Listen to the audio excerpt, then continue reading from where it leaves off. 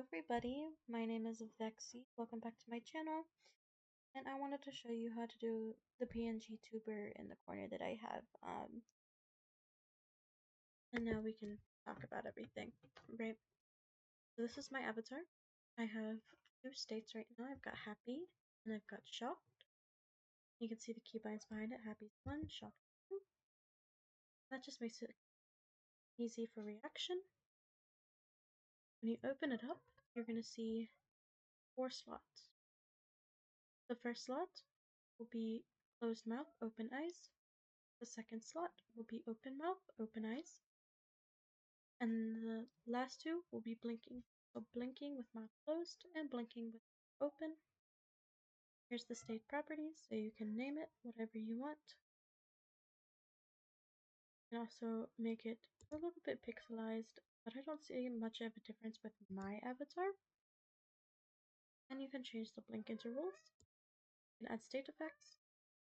So I'll just show you this real fast. I'll delete them right after because you can do random movement for random movement when they're talking or when they're silent. And those two buttons will show you which one's doing which. Delete that because I don't really care about that. I do the jumping transition, specifically talking, because I like how it looks. Here's the shortcut. You can assign new ones, remove them, and activation mode.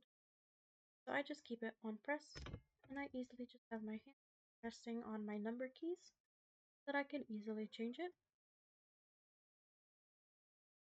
I can, however, pick up every time that I click the keyboard, which is rather annoying, so I like to change it when I'm talking. Also delete the state if you really want. Then when you press plus, it will just copy the current state, and you just have to change the images and whatever else you want to change for properties and effects and shortcuts. So that's that. Here's microphone settings.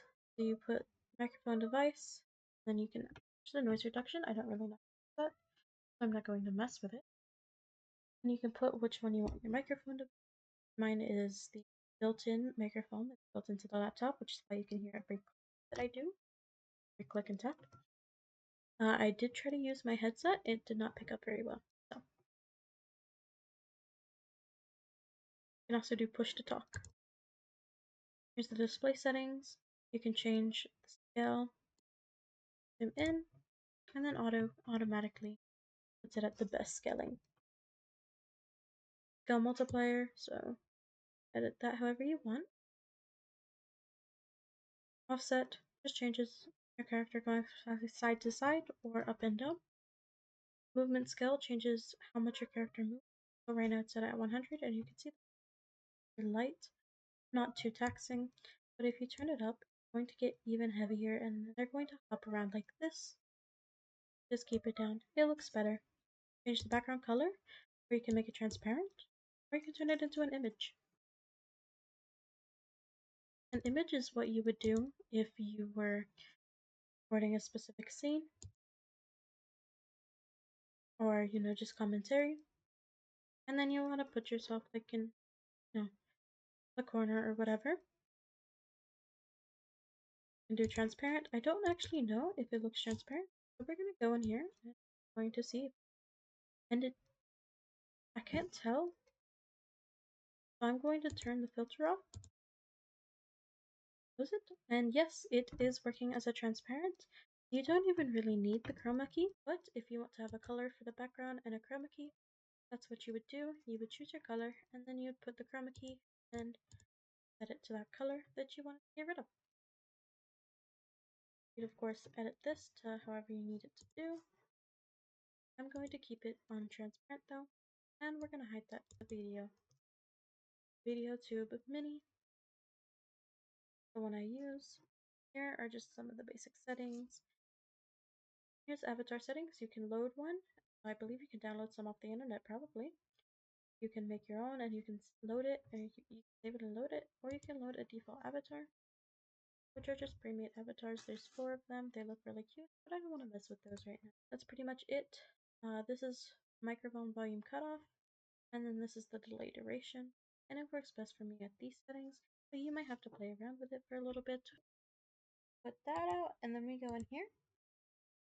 So in order to get this character, you want to do game capture. There we go.